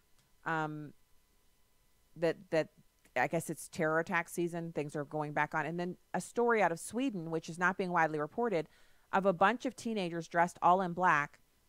They went all over the country. It was like someone flipped a switch. All these kids dressed in black came out and set cars on fire. And then when the police and first responders showed up, the firefighters showed up in Sweden, in these different cities and towns to put the fires out, the teenagers threw rocks at them to stop them from putting the blazes out. And so there's a bunch of video over at therightscoop.com that you can watch.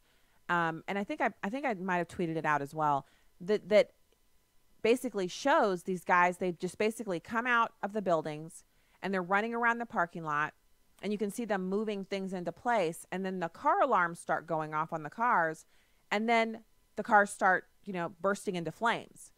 And this is all over, dozens of cars set on fire in like 7 or 8 cities across the country. And it was all done at the same time. And missing from the reporting is the demographics on the individuals who started the fires. And in report after report, they show that they don't have, they didn't arrest anybody. They weren't able to arrest anyone for doing this. Sweden, tiny country in Europe, multiple fires. And of course, no one's going to say anything about terrorism. So we'll be discussing that as well. We'll get into that and so much more. Go to StaceyOnTheRight.com, hit the subscribe button. Stacey on the Right on Twitter and Instagram. You can follow me on those. And the call lines will be open next segment as well. 866-963-2037. 866-963-2037. And we'll be right back with more. Keep it here.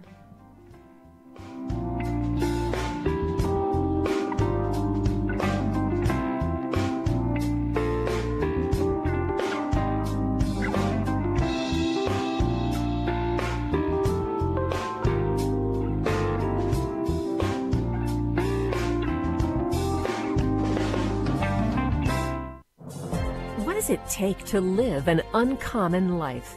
Here's former Super Bowl winning coach Tony Dungy with today's uncommon moment. How often do we minister only to those who are like-minded? When I was coaching, sometimes I'd have a coach or a player who may not have had a perfect past, and people would ask me if I really wanted them on the staff or the roster, or even if I wanted to be associated with them at all.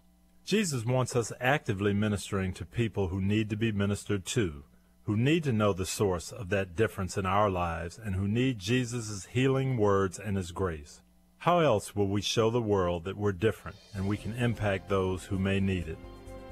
Tony Dungy, author of the popular Uncommon book series.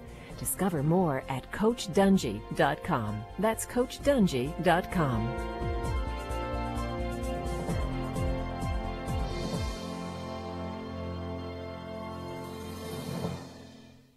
Equipped with Chris Brooks. This program is an apologetic endeavor. What I want to do is really train you in the art and science of defending and commending your Christian faith to people who maybe they've been hurt by the church, maybe they don't believe like you believe, and you're saying to yourself, how do I have an effective conversation with them? Well, we're looking for an evangelistic edge, if you will, that will allow us to more effectively, more contextualize the gospel so that we can reach men and women for Christ.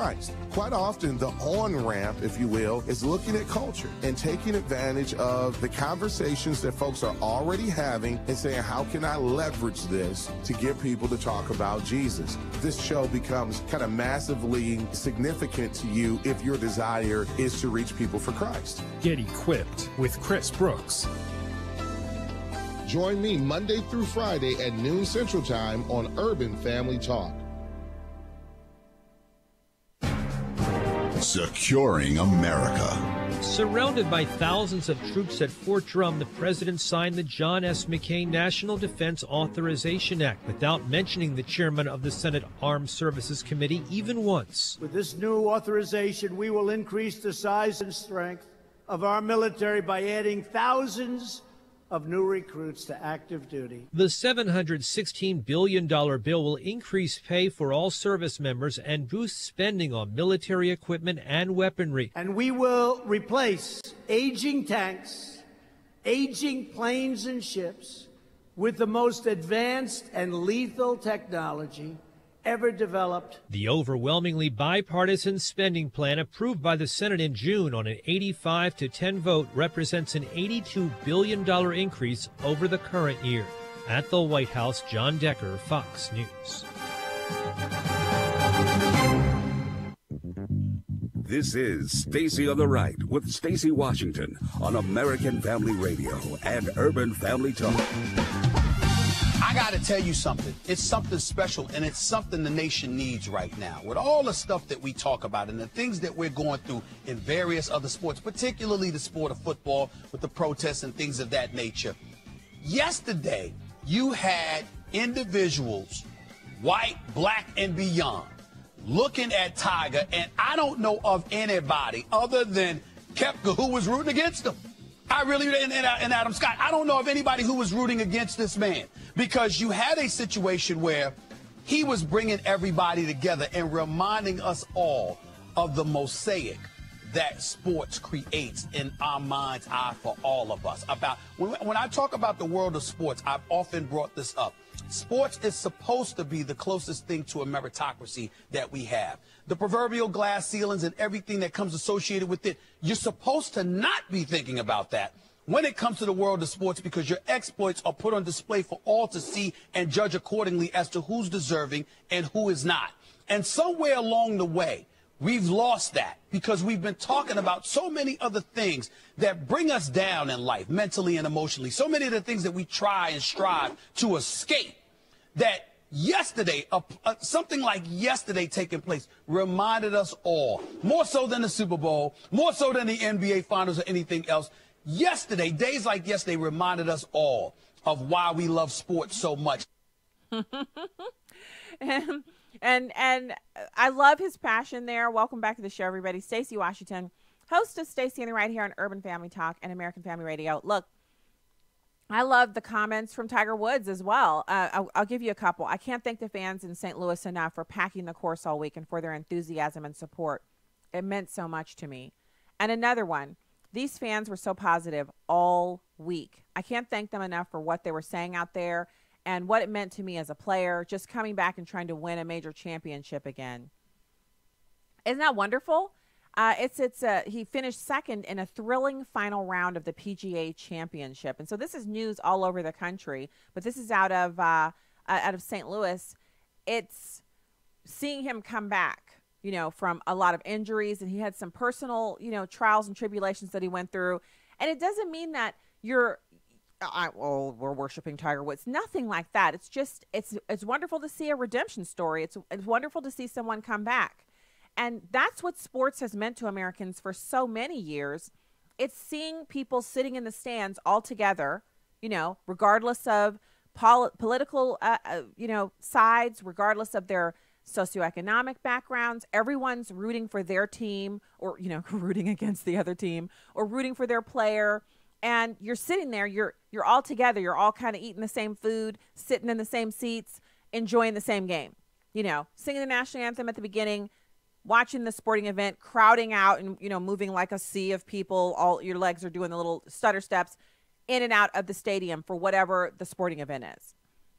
It's a time where you unplug from all of the politics and on the right and on the left, etc., and you plug into something where you're just rooting for the team or the person. And then you can really enjoy, regardless of Tiger's politics or whatever they may or may not be. I don't actually know.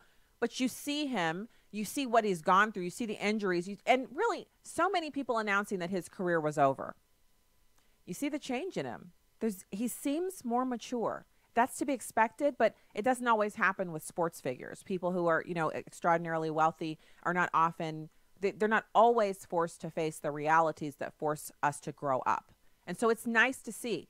I loved his comments about St. Louis, fans and golfers. I also loved the kind of excitement around the world at seeing him win again. It's nice to see everyone kind of like, oh, I'm so happy that he's back and that he's going to continue to be a golfer and play the game. It's great. So I won't even try to read the obviously Brooks Koepka won the actual PGA Tour. Woods came in second. And if you want to know more about it, you could just type Tiger Woods' name in or Brooks Koepka, and you can learn all about what happened at the PGA Tour. We still have the sign outside one of the buildings that's near where we live, where they had pavilions and tents set up, and we saw it this morning. So it's we're still the dregs of putting things away and cleaning up after having those just thousands, tens of thousands of people converge on St. Louis for that event. Now, yeah, we know why sports matter so much. I'm in total agreement with that. I'm so glad that was something that he talked about. And now I want to go to, it's kind of breaking news, which was the terror attack in London. There's a little bit of audio about that. It's clip 6. This morning, a car smashed into the barriers outside the British Parliament building. The driver is under arrest, and it's reported that a number of pedestrians have been injured. Deborah Pata is outside of Parliament this morning. Good morning, Deborah. So we're here outside Westminster, which is essentially the seat of government in the UK.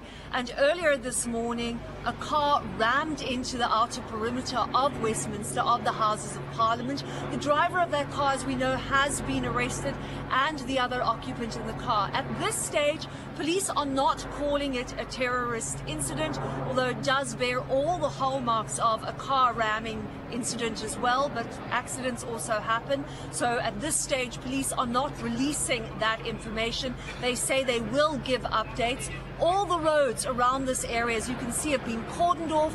Police have blocked them. Pedestrians and traffic are not being allowed through those cordons. And at this stage, police are monitoring the situation. They say that a number of pedestrians have been injured, but none of them are in a life-threatening condition at this stage, Anne-Marie. Interesting.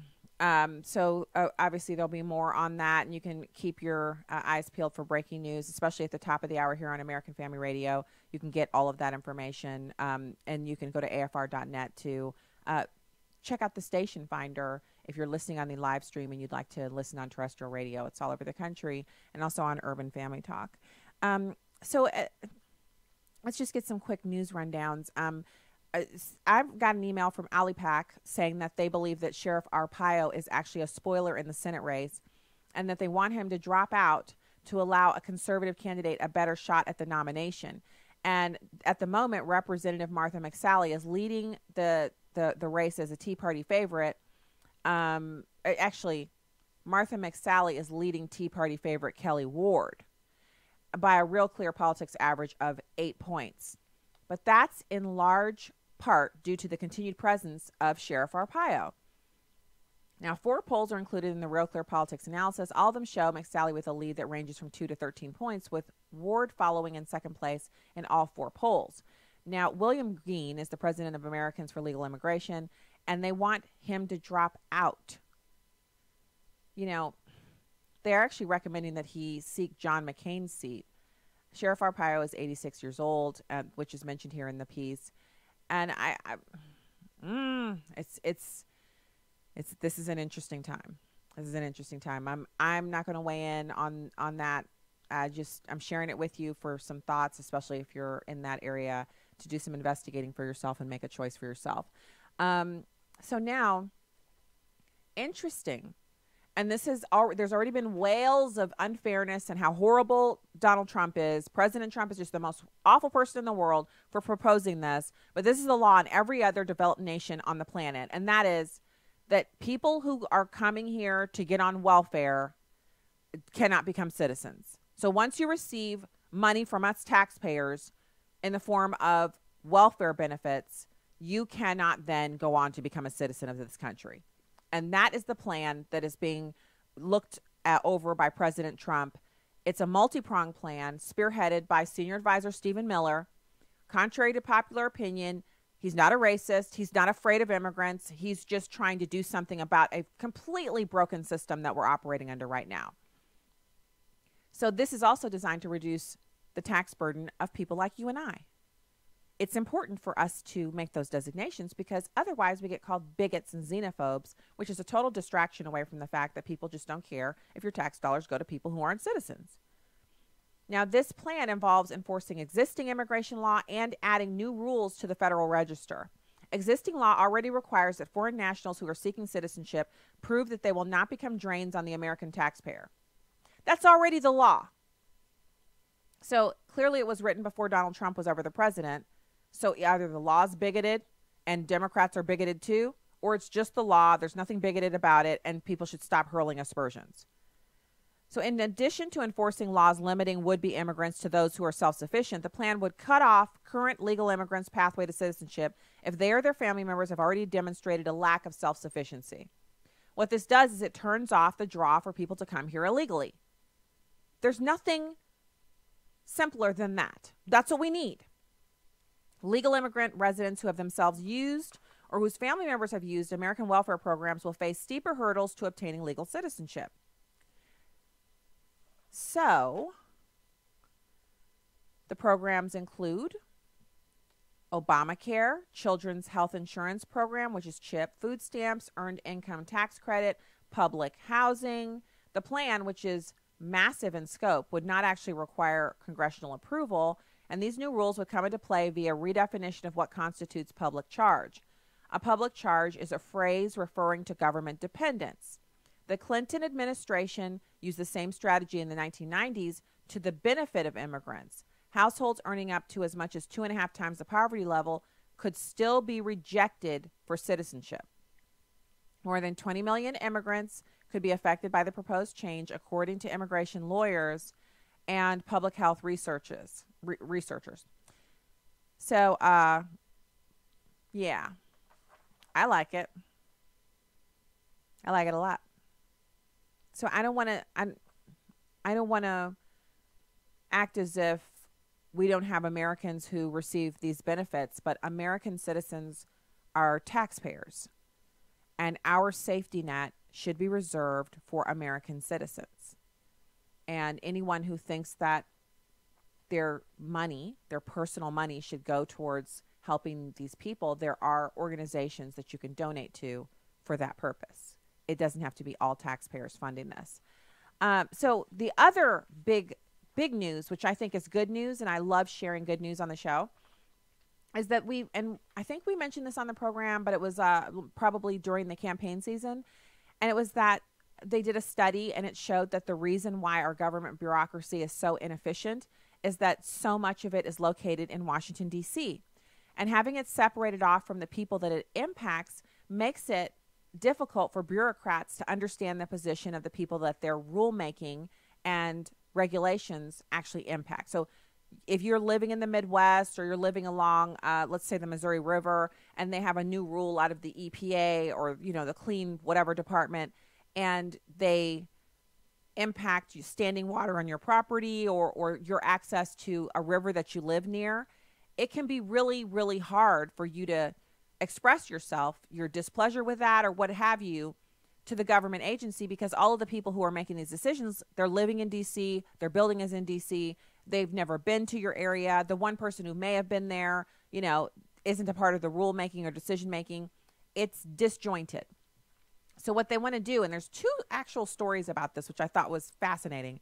You've got, first of all, hundreds of federal employees will be moved out of D.C., and this refers to the U.S. Department of Agriculture. They're moving 2 of their agencies and roughly 700 federal employees out of Washington, D.C., so they can, number one, save money because D.C. is one of the highest cost of living metros in the country, and to improve the department's service to taxpayers. Agricultural Secretary Sonny Perdue announced Thursday that the Economic Research Service and the National Institute of Food and Agriculture will be fully moved out of the nation's capital by 2020, according to the USDA. They haven't chosen a location yet. Now, in the piece, they talk a little bit about Seattle being one of the locations they're considering, and I seriously hope that's not the case. You don't need to move those 700 employees to a major metropolitan area. You need to move them to a smaller size city to spur economic growth in these smaller towns, so we can have more major metropolitan areas instead of having just a few where multiple tens of million people are concentrated. You want to have more metro areas that are in the medium size because the cost of living is better there. And the quality of life is better there. So they're talking about realigning some of their offices, the functions, even relocating them in order to make more logical sense and provide more streamlined and efficient services. This should be all over the news. This is a story that, instead of constantly talking about how Donald Trump must be a racist or his Twitter account is, the reason why America's burning, why not talk about this? This is an actual good idea that any person can get behind, whether you are a Democrat or a Republican, politically agnostic, whatever. This is a good idea. So it says roughly 700 USDA employees could be moved. Keeping steady workers at the ERS and NIFA has been difficult for the department, and they're hoping that moving the agencies out of D.C. into the rural area will be lower cost for the employees, which will entice more of them to join to serve rural Americans better and for longer. So it doesn't reflect on the work that they're doing that it's not high quality work. It just means they need to be closer to their customers. I love this.